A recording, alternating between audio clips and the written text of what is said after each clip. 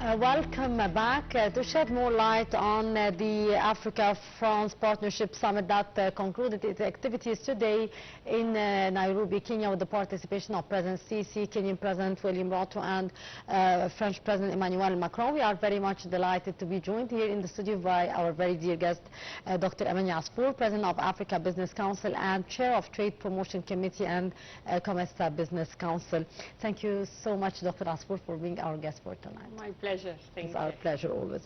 Dr. Asfour, a very important participation by President Abdel Fattah Sisi in the Africa-France Partnership Summit that took place yesterday and today in Nairobi, Kenya. The importance of such a conference for both Africa and France. Well, this is very important because if we see even at the theme of the conference, which is Africa Forward, and it's about partnerships in innovation and growth. So our main objective now in Africa is to have any partnership based on certain pillars. No more exploiting of our resources. You know, it should be very, very sharp, and that's actually we are leading this agenda in Africa. Any partnership with any country should be based on industrialization, value addition, transfer of technology, creation of jobs, and creation of prosperity for both. You see, because what used to happen is that big countries would come, exploit the resources of the continent, whether it's minerals, it's agricultural products, all this, and then Africa is the one which is suffering. Now it's actually what we call it's partnership of the equals. So Africa is equal to any other country. So this summit was very important because if we see that all the talks was talking about real partnership of equals, how it is important for the French companies, because all those summits are political, but the ones who will be implementing is the private sector. So the private sector on both sides should come to agreement that they can do joint ventures.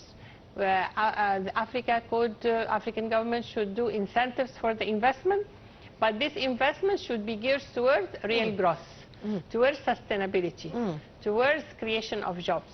Yes. And that's actually what Macron have actually also said, that it is partnership of equals. But also if we really see what Macron is, he's a part of his speech talking about critical minerals and earth. Yes. This is very important. We have to put underline under this, because all the world now is really looking for Africa's minerals and critical minerals and earth minerals, because Africa is abundant of it. We have rich in minerals, but how do we transform this into real industrialization? So lithium battery, why should we export our lithium to have the lithium batteries done in China and then we get it back? Why don't we industrialize on the continent? So this is the real core of this partnership. Indeed. Dr. Asfour, in his address today before the summit, President Sisi described the future challenges facing the African countries in accessing sustainable finance during the Africa-France summit today in his speech. Also, he talked about the tension, the geopolitical tension in the region and its severe repercussions on the developing countries as well, and the African countries in particular. Yes, because what's happening now is this instability in the economy are really affecting negatively our countries. So he talked also about the reform of the global financial architectures and how we have the debt swaps, because now all the countries actually are servicing the debts.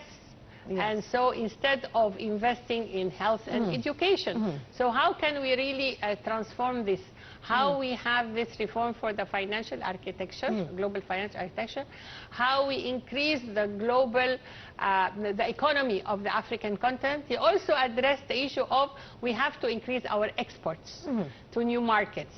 So if we are, this is Africa, France, so we have to see how France can open market for our African products. But again, not only the commodities and the raw materials. It has to be open for value-added products. Yes. And this not only France, it's France. I mean, last 2 weeks ago, I also inaugurated the Africa-China Business Forum in Addis Ababa. Yes. And 2 days ago, I was in Azerbaijan for the Africa Week. So again, it's all about how we as African continent do our relations, our business relations with the others based on our prosperity. Yes. So what's happening now should be based, I say, on the 3 pillars. This part. The first pillar is about private sector strengthening, including SMEs, women. We need to strengthen our own private sector to be able to export, to be able to industrialize, to be able to beneficiate, and this will come through building capacity. Even the presidency talked about, and all the talking about the youth and the future of the continent. So this is about private. Second pillar is about policy. We need policies that will be enabling environment for the investment. And also policies to empower our African private sector so that, and this is one of the things we are advocating. For instance, one of the issues is about how, and it was adopted by ministers of finance and planning, to have at least 40% of all government procurement goes to African private sector, including SMEs, women, youth. So that whatever on African soil, we should not bring it from outside. Of course. And this will give us, as the Presidency has talked, to how to increase our exports, even regionally among ourselves. I mean, in Egypt here you can see we have 400 industries for medical consumer supplies. Why they bring from India and China? You see? So this again about the policies. Again, financial inclusion, access to finance. We need another financial mechanisms that would really help the countries not to only service the debts, but to swap it for, and with the declining development aid, we need to see how we are able to have access to finance with good conditions. And the third pillar is about product development. So product development is about having a made in Africa product which is high quality, competitive, value added, industrialized, certified, standardized. This will not happen unless we have good technology, and that's the real partnership. How those, for instance, French companies, how they have joint ventures to industrialize on the continent using the raw materials on the continent, and they can export to all the continent under the umbrella of ACFTA. And again, it was mentioned in the address of His Excellency President Sisi about the Africa Continental Free Trade Area, because this is our flagship program. How we are going to implement it, it's by increasing our intra-Africa trade. Till now, our intra-Africa trade is still at 14%. It was 16%, now 14% got down.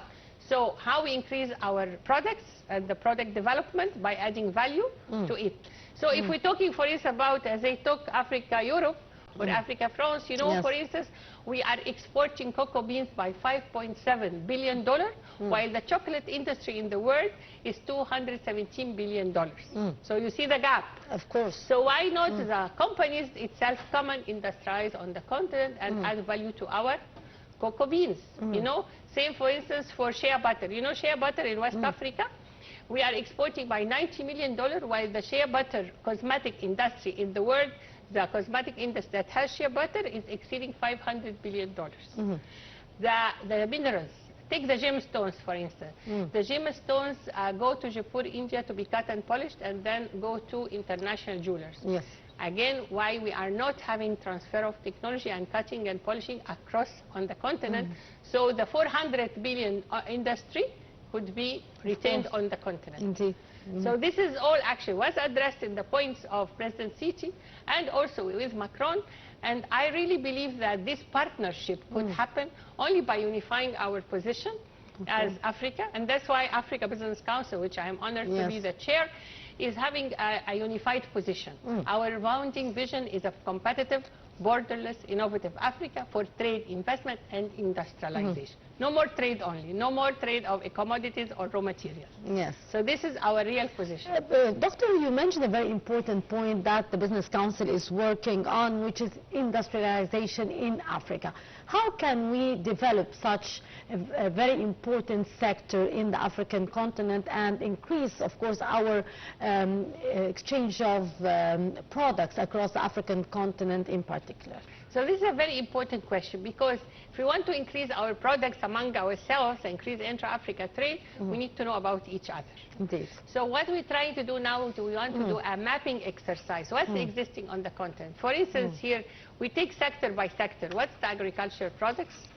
what is the agribusiness products, what is the garment and textile, fashion and jewelry, heavy industry, home appliances, medical consumer supplies, pharmaceuticals, vaccines, which is a huge thing.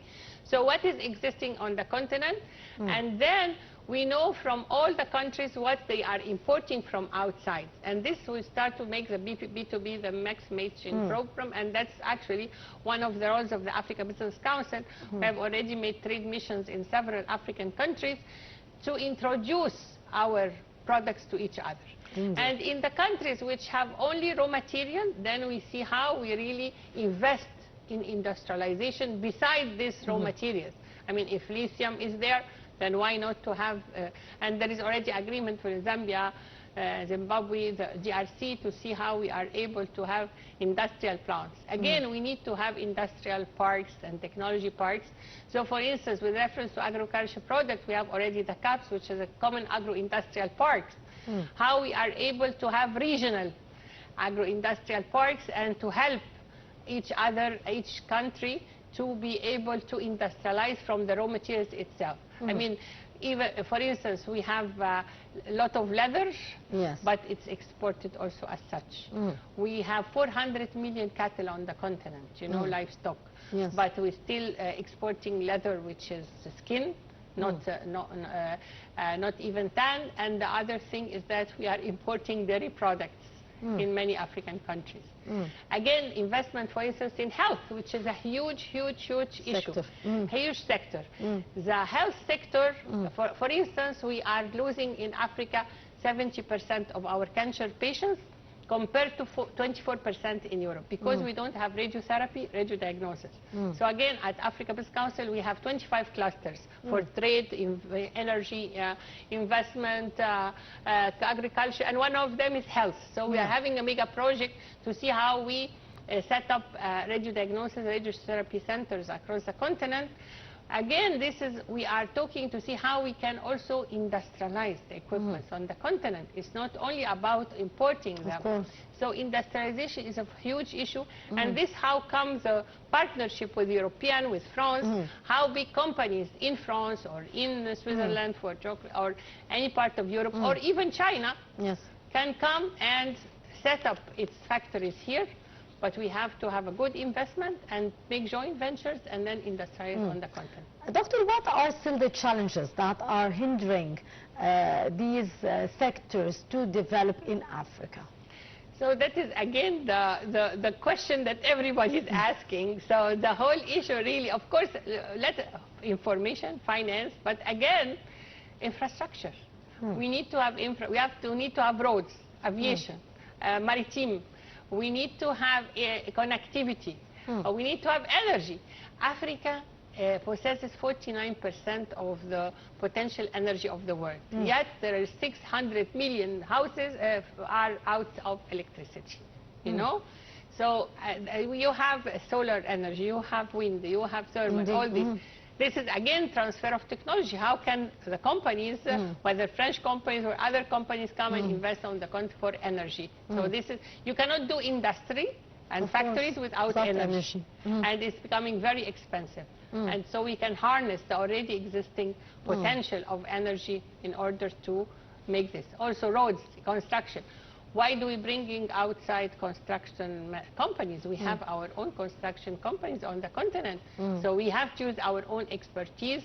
And that's why I say we have to have a pool of what's existing on the continent and to have to see how to have roads, because the transport of the products on the continent is of huge costly. You can get products from China cheaper than transporting it, for instance, from Mombasa to Lagos.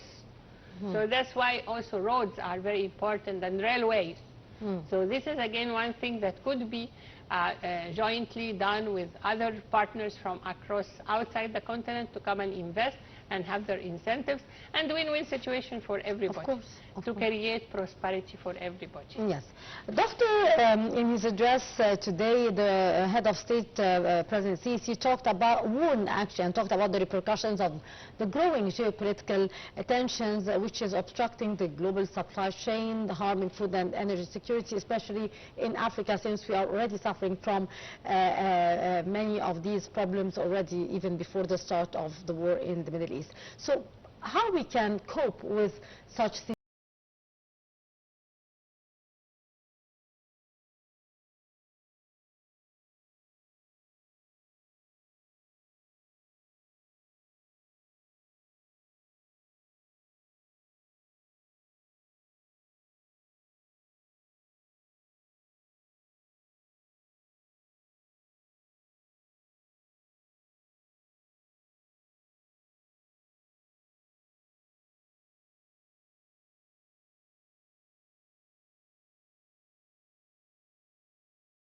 Severe repercussions due to the current tension in the region.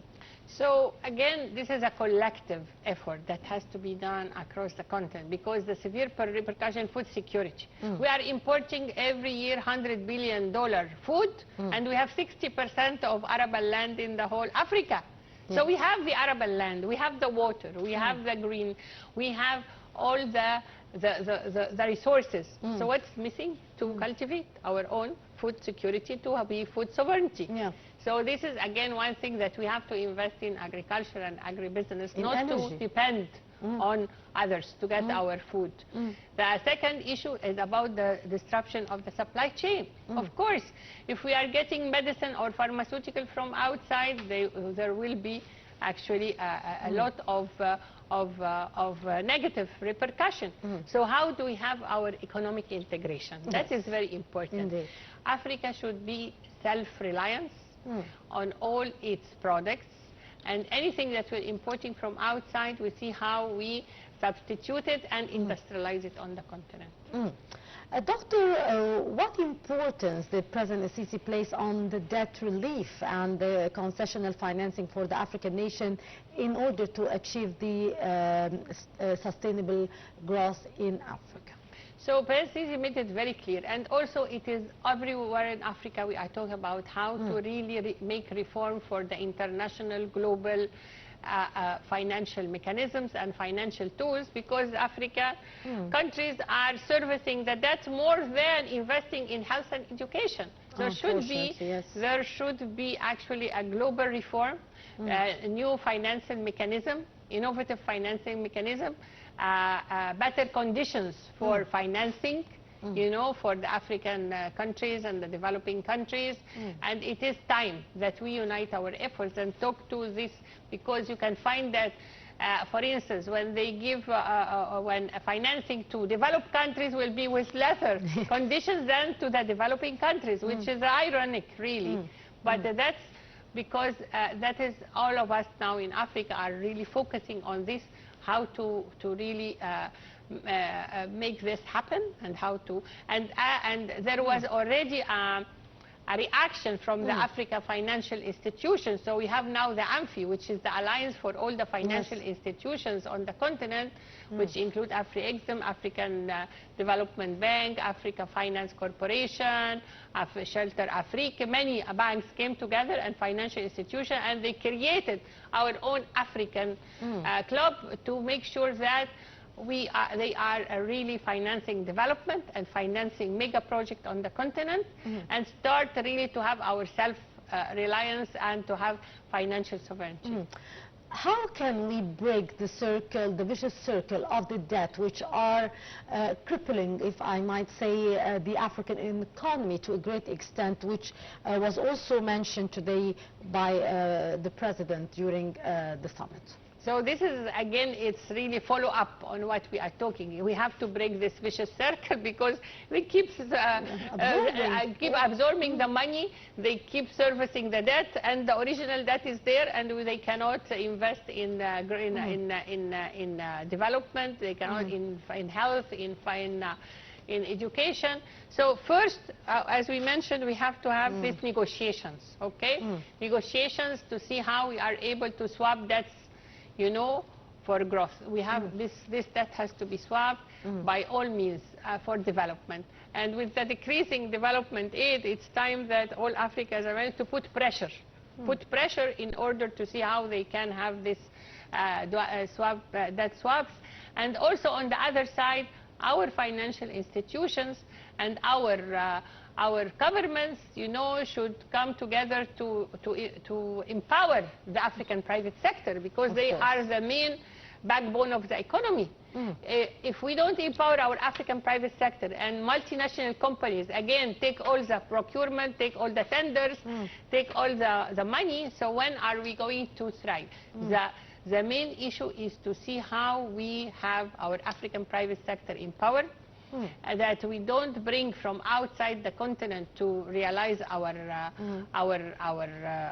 construction, our energy, whatever. We only make sure that FDI, or foreign direct investment, is based towards real growth and development, and in order not to export raw materials. So this is the baseline, and to create prosperity. I mean, we have our Africa Content Free Trade Area, how we make sure that we have economic integration among ourselves, and our broader vision of Africa. We want have 2060 development agenda, Africa which is prosperous, peaceful, integrated, driven by the citizens of Africa. So we are the citizens of Africa. We should not bring from outsiders to work for us. It's us who have to develop our continent. Indeed, Dr. Amany Asfour, President of Africa Business Council and the Chair of Trade Promotion Committee, COMESA Business Council. Thank you so much for your precious input. Always a pleasure to have you with us, Dr. Thank Asfour. you. Thank you so much. Thank you very much. And with that, we come to the end of this edition of our daily debate. And tomorrow is another crew. It's good night.